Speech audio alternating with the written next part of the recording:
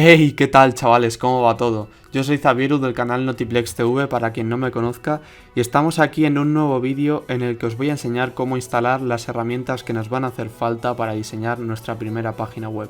Así que, dentro vídeo. En este vídeo nos vamos a descargar dos herramientas que nos van a ayudar bastante a la hora de elaborar nuestra página web, ¿de acuerdo? También nos van a servir para trabajar con PHP y otras aplicaciones, ¿de acuerdo? Bien, la primera herramienta que vamos a necesitar es un editor de código, ¿de acuerdo? Ya os mencioné en el vídeo pasado que nosotros íbamos a trabajar con Visual Studio Code, ¿de acuerdo?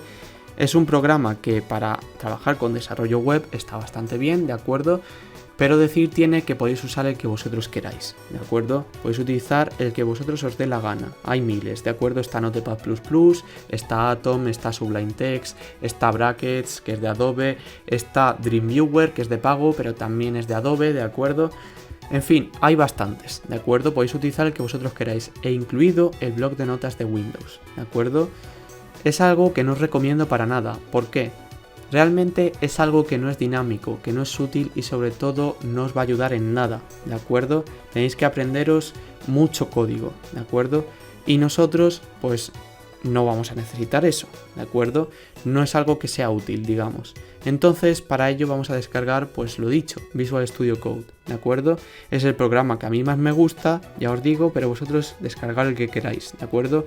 Yo os enseñaré este que a mí me parece bastante guay, ¿de acuerdo? Lo siguiente que necesitamos es un servidor de aplicaciones local, ¿de acuerdo? ¿Para qué nos va a servir esto? Bien, como ya dije en el vídeo anterior, PHP es un lenguaje de programación del lado del servidor, ¿de acuerdo? Entonces nosotros necesitamos un ambiente de trabajo, un entorno para que podamos ejecutar archivos PHP, ¿de acuerdo? Más que nada porque si nosotros lo abrimos en un navegador normal como Chrome, Safari, Opera, Firefox, Internet Explorer, el que sea, no va a funcionar, ¿de acuerdo? No va a ocurrir absolutamente nada. ¿Por qué? Bueno, el navegador es un cliente, ¿de acuerdo? Entonces, el código PHP no sabe lo que es. Entonces, necesitamos un servidor de aplicaciones para que nosotros podamos entender ese código PHP. Bueno, nuestro navegador, no nosotros, ¿de acuerdo? En fin, ¿cuál vamos a instalar? Nosotros vamos a instalar XAMPP, ¿de acuerdo? En fin, hay bastantes, también hay que decirlo, pero nosotros vamos a usar XAMPP, ¿de acuerdo? Es el que he utilizado toda la vida para desarrollar en PHP y el que a mí más me gusta. Pero podéis descargar otros como WAMP, LAMP en Linux, MAMP en Mac, ¿de acuerdo? Hay bastantes, ¿de acuerdo? Está también ACPHP, que ese no lo conozco mucho, pero bueno, en fin. Nosotros vamos a descargar XAMPP, ¿de acuerdo? Que viene un servidor web como Apache, viene una base de datos o un gestor de base de datos como es MySQL, ¿de acuerdo? Luego también viene una versión de PHP que nosotros es lo que estamos buscando para poder ejecutar código PHP en nuestro navegador, ¿de acuerdo? Y luego también vienen otras aplicaciones como WordPress, Joomla y eso, pues que son básicamente herramientas que nos van a permitir desarrollar una web muy rápido, ¿de acuerdo? Sin codificar, ¿de acuerdo? Simplemente tocando una serie de opciones que nosotros le digamos, ¿de acuerdo? Entonces, pues vamos a proceder con la instalación de estas dos herramientas, ¿de acuerdo? Bien, pues estamos en mi máquina de pruebas, ¿de acuerdo? Voy a instalar las herramientas que nos hacen falta aquí, ¿de acuerdo? Básicamente pues porque ya las tengo instaladas en mi anfitrión, ¿de acuerdo? Entonces yo creo que sería una tontería pues instalarlas en mi anfitrión de nuevo, solo para este tutorial. Así que pues vamos a ello, ¿de acuerdo? Para ello vamos a abrir nuestro navegador de confianza, en mi caso es Google Chrome, ¿de acuerdo? Y vamos a buscar Visual Studio Code, ¿de acuerdo? Aquí lo tenemos. Y nos vamos a dirigir al primer enlace. Y bien, pues esta es la página oficial de Visual Studio Code, en la que nosotros lo podemos descargar, ¿de acuerdo? Hay diferentes versiones, está también macOS, Windows y Linux y otros sistemas operativos, ¿de acuerdo? Independientemente de la versión que uséis, ¿de acuerdo? ¿Cómo sé si mi sistema operativo es de 32 o 64 bits? Os estaréis preguntando.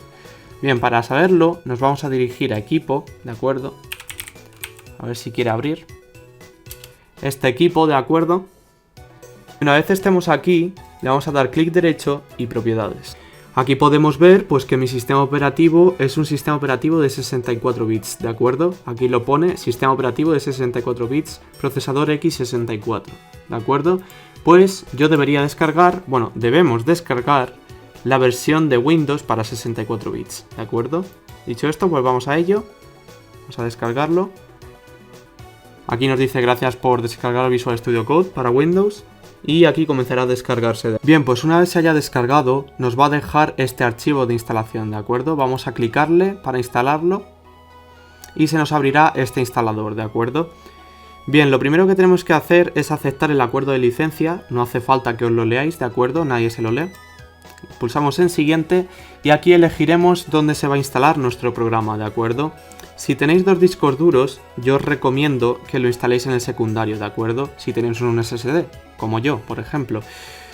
¿Para qué? Básicamente para que no ocupéis espacio innecesario en C, ¿de acuerdo? No es un programa principal, así que si tenéis un disco secundario, mejor instalarlo en D, ¿de acuerdo? O la letra de la unidad que le hayáis asignado, ¿de acuerdo?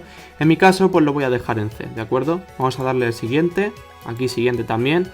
Vale, esto es importante, ¿de acuerdo? Porque nosotros podemos crear aquí un acceso directo en el escritorio. Es decir, para poder clicar al programa y abrirlo ya, pues, desde el escritorio, ¿no? Sin tener que ir a inicio, lo cual está muy bien.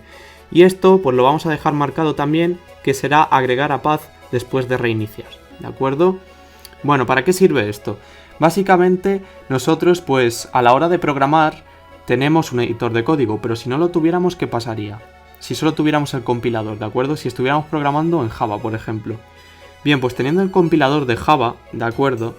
Y teniendo un CMD, nosotros podemos agregar a la variable de entorno path, que es para lo que sirve esto, ese lenguaje o la ruta en la que está instalado el JDK, ¿de acuerdo?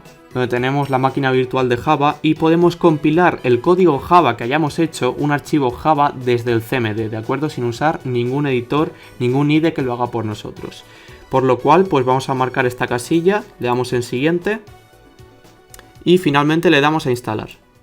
Bien, pues ya ha terminado, ¿de acuerdo? Ahora pues vamos a marcar esta casilla para ejecutar el Visual Studio Code para que lo veáis a primera vista, ¿de acuerdo? De momento no os voy a enseñar nada, así que pulsamos en finalizar.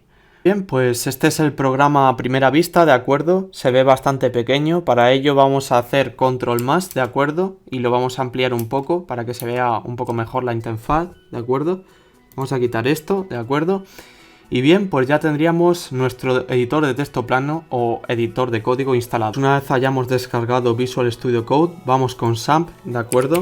Vamos a poner aquí XAMPP, le damos Enter y nos dirigiremos al primer enlace. Bien, pues una vez cargue la página, nos va a permitir descargarlo para Windows, para Linux o para macOS, ¿de acuerdo?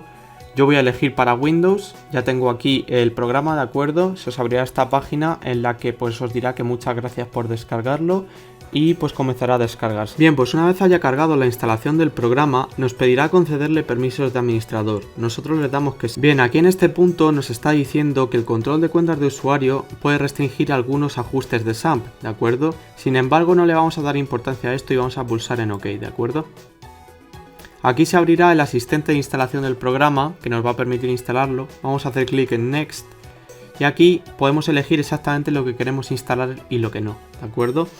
Bien, os comento. XAMPP es un servidor de aplicaciones que es bastante completo, ya que viene con muchas aplicaciones en su interior, ¿de acuerdo? Aparte de WordPress y Joomla, que todos conocen, ¿de acuerdo? Bien, tenemos el Apache, que es un servidor web, ¿de acuerdo? Lo cual es necesario para que se pueda ejecutar XAMPP y ejecutar los servicios, ¿de acuerdo? Tenemos MySQL, que es un gestor de base de datos para trabajar con bases de datos y administrarlas. Tenemos un servidor FTP, que es el filecilla FTP Server, ¿de acuerdo? Para compartir y subir archivos con los demás usuarios. También tenemos el Mercury, que es un servidor de correo electrónico, que este no lo he utilizado yo nunca en mi vida, pero bueno, si alguien lo ha utilizado, pues que me lo diga abajo en los comentarios, ¿de acuerdo? Y básicamente pues yo voy a dejar todo por defecto, ¿de acuerdo? Por si en algún casual nos hace falta, ¿de acuerdo? Mejor prevenir que curar. Y por último el Tomcat es básicamente para hacer backend con Java, ¿de acuerdo? Para trabajar del lado del servidor con Java. Creo que se ha entendido, ¿de acuerdo? Bien, luego tenemos los lenguajes de programación PHP y Perl, ¿de acuerdo? Perl, si queremos, lo podemos desinstalar también, pero yo lo voy a dejar por defecto todo, ¿de acuerdo? Y pues PHP es obligatorio instalarlo para que XAMPP funcione, ¿de acuerdo? También tenemos PHPMyAdmin, que sirve para administrar bases de datos desde una interfaz gráfica. Ya veréis que para administrar una base de datos también lo podemos hacer desde la consola de Windows, ¿de acuerdo? Desde el CMD, lo cual pues es bastante podríamos decir, complicado, ¿de acuerdo? Más que en una página, ¿de acuerdo? Con interfaz gráfica, pero realmente pues no es nada del otro mundo, ¿de acuerdo? Esto lo vamos a dejar tal y como está. Vamos a darle en Next. Y aquí pues se va a instalar por defecto en el disco duro en C, ¿de acuerdo? En la carpeta SAMP, ¿de acuerdo? Va a crear una carpeta que se llama SAMP y lo va a instalar ahí. Vamos a hacer clic en Next. Y los lenguajes pues están en inglés y en alemán, ¿de acuerdo? Yo como no sé alemán, pues vamos a elegir inglés, ¿de acuerdo? Pulsamos en Next y esto lo demarcamos, ¿vale? No hace falta para nada. Pulsamos en Next y finalmente vamos a pulsar en Next y comenzará a instalarse. Bien, pues en este punto SAMP habrá terminado de instalarse, ¿de acuerdo? Y nos preguntará si queremos iniciarlo ahora mismo después de darle a Finish, lo cual pues vamos a hacer, ¿de acuerdo? Vamos a darle en Finish. Una vez haya terminado la instalación de SAMP, se abrirá su panel de control correspondiente en el que podemos interactuar con alguna de sus funciones. Bueno, yo os voy a explicar unas cuantas, ¿de acuerdo? Para que más o menos sepáis manejaros con este programita.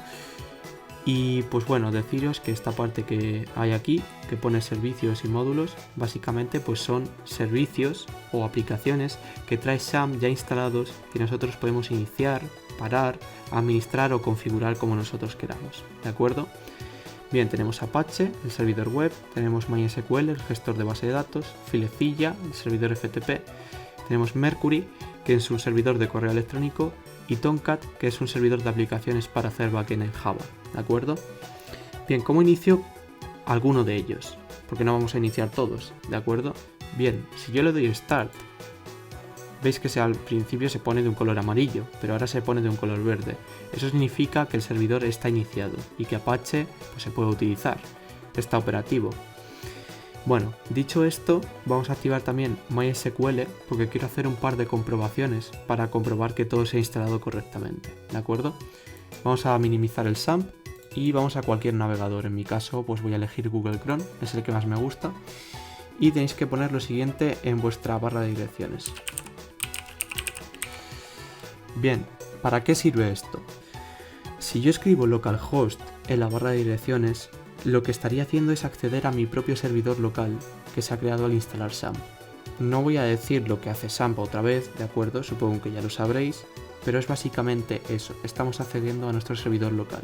Si tenéis alguna duda, pues decídmelo en los comentarios y estaré totalmente encantado de responderos. Bien, vamos a darle Enter y como veis, pues lo tenemos ya aquí. Tenemos SAMP, nuestro servidor local, y pues está aquí el servidor Apache, el servidor web que corre bajo Linux. Tenemos MariaDB, que es un modo consola de MySQL, un gestor de base de datos, por así decirlo. Y luego tenemos PHP y Perl, que son dos lenguajes de programación. Este último, ¿de acuerdo? Realmente lo podríamos quitar de la instalación de SAMP, ¿de acuerdo? No incluirlo para que lo instale, porque realmente no nos va a hacer falta. Pero yo he instalado todo aquí para que lo veáis, ¿de acuerdo? Porque no pasa absolutamente nada. No lo vamos a necesitar para nada. Tan solo vamos a necesitar estos tres, ¿de acuerdo? Bien, ahora vamos con lo siguiente. ¿Qué pasa si yo quiero crear o administrar una base de datos? ¿Cómo lo hago? Bueno, nos vamos a dirigir aquí, en PHP MyAdmin. Nos va a redirigir a esta página en la que podemos crear, interactuar y sobre todo administrar bases de datos de forma gráfica, ¿de acuerdo? Que es para lo que sirve PHP MyAdmin. ¿Cómo creo yo aquí una base de datos? Os estaréis preguntando. Bueno, vamos a hacer clic en Nueva, aquí. Y aquí yo le puedo dar un nombre. Veis que ya me aparece prueba porque he estado trasteando aquí un poco. Elegimos prueba y le daríamos a crear. Pero nosotros no vamos a crear ninguna base de datos todavía, no lo necesitamos. También si nos vamos aquí a importar, tenemos la opción de cargar un archivo .sql a PHP MyAdmin. Un archivo pues que ya ha sido programado previamente por otro programador de bases de datos, ¿de acuerdo? Una base de datos con sus tablas, sus registros, pues lo podemos importar desde aquí. Veis que si yo le doy a este botón, pues se abrirá el explorador de archivos y podemos elegir el archivo .sql en cuestión, ¿de acuerdo? Bien, vamos a cerrar esto y esto también porque ya no nos hace falta. Ahora supongamos que yo quiero acceder a PHP MyAdmin, pero no sé cómo hacerlo. Bien, la forma más fácil es hacerlo desde aquí, desde MySQL, ¿de acuerdo? Yo le voy a dar a Admin y veis que sin necesidad de abrir el navegador, pues ya PHP MyAdmin se abre solo, ¿de acuerdo? y podemos trabajar con él pues así también. Bien, vamos a cerrar el navegador y os voy a explicar otra cosa. Bien, en este apartado donde pone Shell vamos a trabajar, por así decirlo, con MariaDB, ¿de acuerdo? Os voy a enseñar qué es MariaDB. Bien, nos vamos a Shell y aquí vamos a copiar lo que haría este comando es lo siguiente. Estaría ejecutando el servicio de MySQL y aparte con el nombre del servidor localhost, es decir, nuestro servidor local, y luego con el usuario root. ¿Quién es root? Bien, root es un superusuario que tiene todos los privilegios en nuestra base de datos, al igual que en Linux, es exactamente igual y no tiene contraseña, por lo cual la contraseña la vamos a dejar en blanco y como veis nos va a dejar entrar, ¿de acuerdo? Ahora bien, ¿cómo creo yo una base de datos aquí? Pues tenemos que escribir lo siguiente. Bien, escribimos esto, créate database prueba.